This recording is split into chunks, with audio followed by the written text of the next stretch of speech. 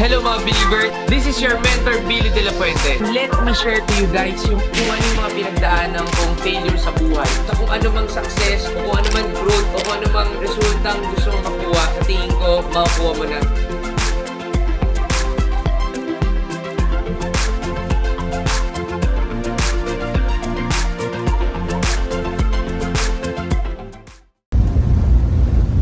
Hi guys! Good morning! So for today's vlog, grabe may pupuntahan tayo na sobrang nakakaba. And first time ko tong may experience. Check nyo tong vlog natin, okay? Obviously kinakabahan talaga. Kaya share natin sa inyo yung BTS o behind the scenes sa mangyayari ngayong araw na to. So yun lang guys, shoutout sa mga believers and si Coach Gio. Let's go! Hey guys, so dito na tayo sa Net 25 and ito si Tita Pinky. Hey, kasama natin. Good morning.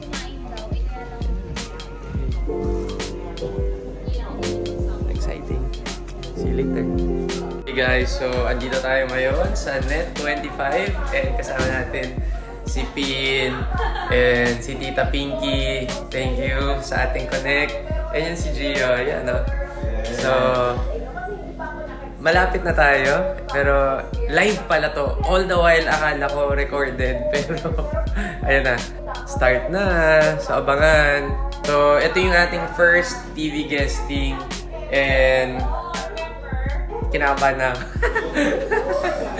Pero, kaya yan, di ba?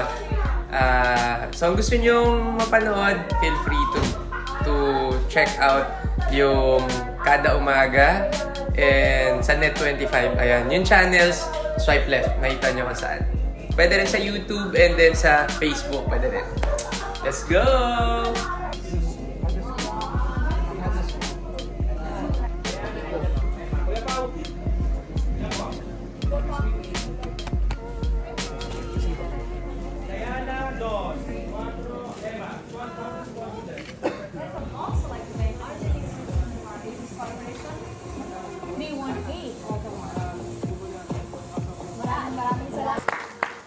Mula sa pagtatrabaho bilang waiter noon, siya ngayon ay kinikilala as one of the country's most successful entrepreneurs and direct marketing professionals. Siya rin ay top income earner between 2013 to 2019 and youngest $1 Million Club member ng USANA Health Sciences. Founder din po siya ng Extreme 111, isang organisasyon of young professionals that focuses on entrepreneurship, leadership, financial literacy, personal and leadership development while promoting a healthy lifestyle. Please welcome to Kada Umaga, waiter turned entrepreneur, Billy De La Fuente. Good morning, Billy! Ang galing naman ng success story na yun. How did that happen? Kasi you were a waiter in a restaurant before. Yes. For how long? Actually, 6 months yung contract. Pero hindi ko natapos. Mga 4 months lang. 4 months lang because? Ba't hindi mo siya tinapos? Actually, sa sobrang hirap. Because nung time na yon 2004, nag-aral ako sa UST, Chemical Engineering. So, sa engineering, mahirap na siya. Tapos, Chem-Eng pa yung kinuha ko, yun pa yung pinakamahirap.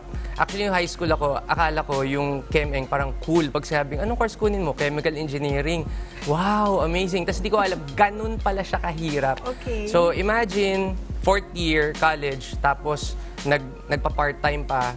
So, bumagsak talaga as in So you had to let mahirap. go of yung trabaho para matapos mo yung chemical engineering course mo. Yes. And actually, nung time na yon, hindi rin talaga biro kasi yung business ng daddy ko, ng father ko is chemicals and lubricants and oils. Nag-crash. As in, nalugi. Tapos nag-away pa kami kasi yung daddy ko, ang gusto niya, mag-stop ako mag-aral and then magbebenta na lang kami ng soft drinks. So, ang problem, para sa akin, sabi ko, Dad, 1 year na lang ako, bakit hindi ko pa ituloy? So, lumayas ako sa amin and then, nung paglayas ko, dun na sobrang nag-downward spiral kasi kung kani-kanino ako nakikitira. And then, dumating sa point, sobrang baon sa utang. Lahat na ng pwede kong utangan. Imagine niyo po, professors, classmates, ako na yung Inutangan tipong mo? inutangan. Yung Kasi SIM card mo daw, binenta mo eh. Dahil, para lang meron kang makain. actually, may point na tipong wala na akong mautangan. Okay. And then, nung time na yon yung SIM card na bibenta pa, 50 pesos. So, napilitan ako talagang ibenta para meron akong makain. So, nung time na yon, yung mom ko, sobrang naawa na sa akin. Tinulungan na niya akong makahanap ng work. Kailangan ko mag-work kasi wala na akong pangbaon. Ayun. What was the work that she gave you? Sa isang fast food na restaurant, nagbebenta kami ng cakes.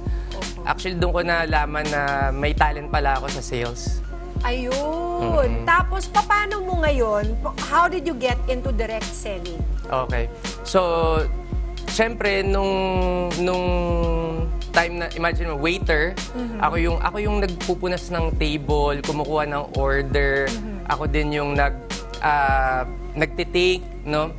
And then, yung dad ko nga, parang di ko ma-feel na hindi kami okay. From batang lumayas, napilitan ako na parang mag-search ng answer kung ano ba talaga. Until I finally found this book, no? Na life-changing for me. Kulay purple yon, about finance and pera. Wala akong naintindihan kasi di ko naman yun linya. Inaral. Oo, chemical engineering. And then, na-inspire ako doon. Tapos, yun na, nakipagbati na ako sa daddy ko. Tapos, eto yung doon.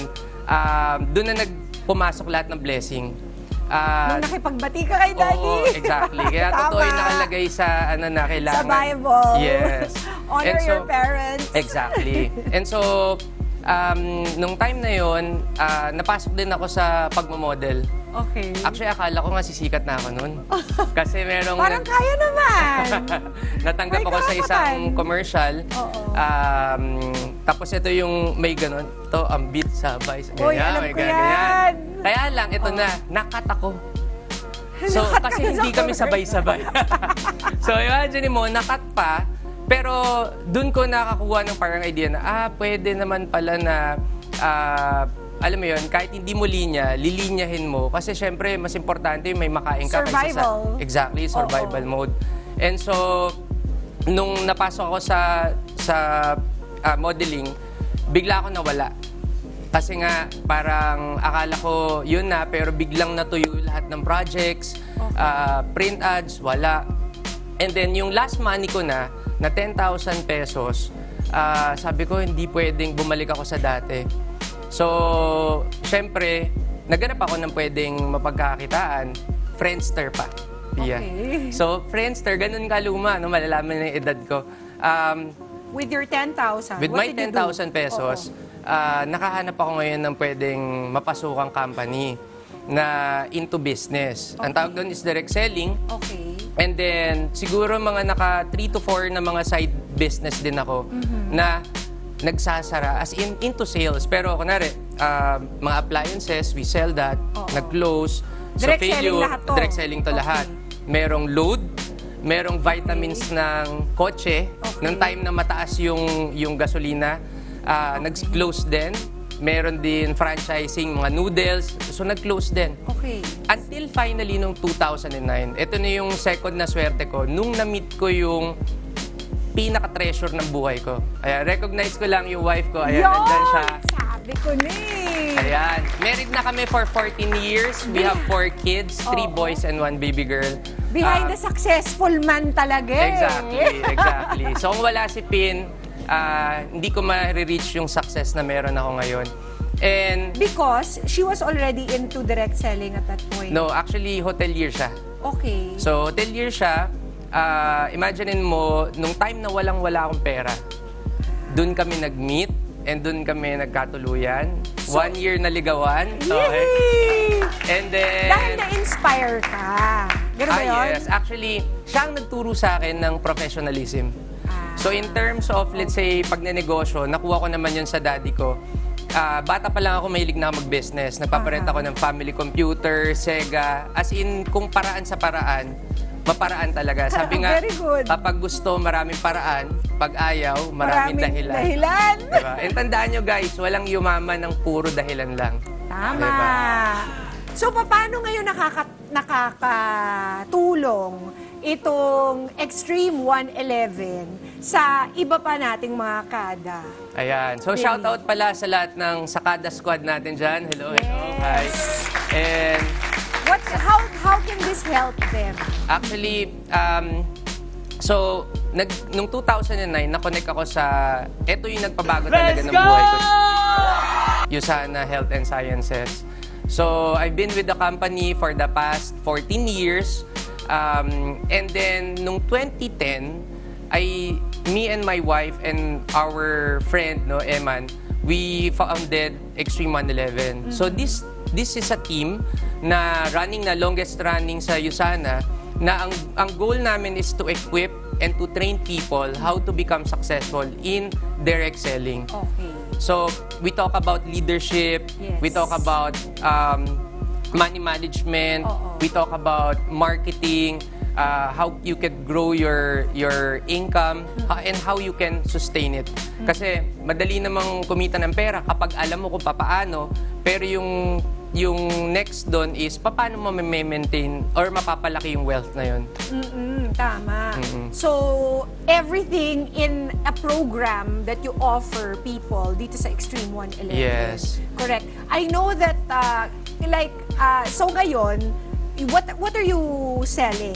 You're selling USANA products there. Yes, actually, in USANA, we have a lot of product lines. So we have nutritionals, vitamins. We also have yung mga skincare. We also have mga weight loss programs. So maganda rin talaga yung negosyo na marami kang product line. Pero yung pinaka-focus and yung namin is yung mga vitamins. Okay. And in order for one person to start, magkano ang kailangan nilang kapital? A while ago, we were talking about how it's very good for someone to start a business this way kasi halos walang overhead, tapos Yeah. they can sell it online. How much is the starting capital for something like this? So, sa company namin, you could start as low as 20,000 pesos. Okay. And from there, you can grow that business. Kasi sa panahon ngayon, guys, if hindi mo minamaximize yung opportunity online, sayang. And ang maganda dito, kahit hindi mo linya, kahit wala kang idea, basta willing kang matuto, okay, and masipag ka. Imagine niyo ako dating waiter, tapos ngayon negosyante na. At the same time, nakakapag-mentor pa ng libo-libong tao. Tama. And that's how you leverage yung system. Ang maganda dito, kahit wala kang idea sa sales, Yes. pwede namin i-provide yung training. Let's say wala kang idea rin sa pagnenegosyo, pwede rin namin ituro kung papaano. Pero ganong katagal yung program Okay. na kakailanganin para the commitment that they have to Yung training program namin, wala siya actually time limit. Okay. Pero meron kaming step-by-step system na i-guide ka talaga from yung by the time you start the business hanggang sa kumita ka na, hanggang sa magka-group ka na. And You're gonna help them through Yes. all these steps, Billy. Alam ko that you already give talks, as a matter of fact, to people in seminars all over the world, hindi ba? actually, Pia, bago ako naging motivational speaker, public speaker dito sa Pilipinas, nag-start muna ako sa ibang bansa. So, nakapag-talk na ako sa mga OFW sa Canada, sa US, sa Korea, and then sa Mexico. Pero dito sa Philippines, nag-ikot ako sa mga iba-ibang schools because of the influence of my mentor, Sir Francisco. Sabi nga niya, Billy, kung talagang gusto mo maging magaling na motivational speaker, mag-talk ka for 30 years nang walang bayad. So, sinimulan ko yon pre-pandemic. Nag-ikot ako sa mga schools. I gave talks and trainings about success and discipline. So far, ang dami ng mga eskwelahan. Kaya, because of that, nag-start din ako ng vlogging channel ko. Okay, go ahead and promote it. Actually, shout out muna sa lahat ng mga sumusuporta sa akin. Ang tawag ko sa kanila mga believers. Hi guys! Hello mga believers! Thank you. Parang Justin Bieber. Yeah. yan. So, if you want to subscribe to my YouTube channel, it's at Billy De La Fuente. And ginagawa ko siyang platform to spread my message. At the same time, it's like paying it forward. So, lahat ng mga strategies ko na in-apply ko sa buhay ko, sinishare ko na doon. Parang 2-in-1 na siya. Habang dinodocument ko yung journey ko through YouTube, at least may naiiwan ako sa family ko na pwede kong pag may edad na ako, mapapanood ko siya. Yes, of course. Tapos, maraming mga tao na natututo din. Actually, Pia, ang Yun yung daming legacy nagme-message mo. Oo. na mga bata na na-inspire sila, mga employees, negosyante, na they're really happy na namomotivate sila kapag nanonood ng mga YouTube Kaya channel. guys, ano na yan, like, subscribe, and share. Yes. Any other social media platforms we should be aware of? Billy, go ahead. Yes. Meron din tayo sa Instagram, Facebook, LinkedIn, actually sa lahat. Ang gagawin nyo lang, search nyo lang at Billy De La Fuente. And meron akong gift sa lahat ng mga magsusubscribe dun sa YouTube channel. Pag umabot ng 100,000 subs, magpapamigay ako ng 100,000 pesos doon sa lahat. Wow! Big time na big time! Di naman. Hindi ka na nagbebenta ng SIM card ngayon, Hindi na, for hindi sure. na. Ako na yung namimigay. Actually, meron din kaming scholarship program. Wow, Sa amazing. PCC, nakakonekta ko doon kay Mayor Vico Soto. He's a friend. Meron kaming 10 na scholars doon sa school na yon. And then, meron din kaming pinag-aaral na policewoman. 2 years na lang gagraduate na siya.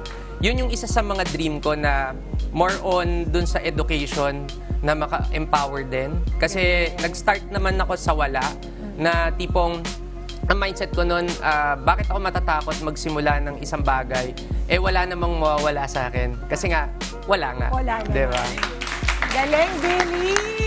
We're so happy that you're here to spread the good news at napakagaling that you're paying it forward, di ba? Because after all, you've been there once upon a time and now you're helping people get out of the rut that you used to be in. Kaya maraming salamat for sharing this morning.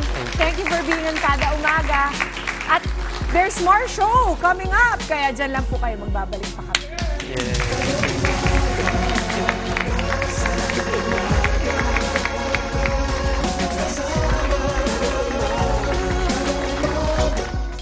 It's like paying it forward.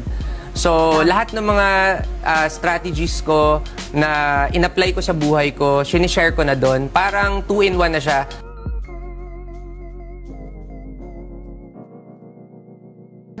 Siya ngayon ay kinikilala as one of the country's most successful entrepreneurs and direct marketing professionals. It's like paying it forward.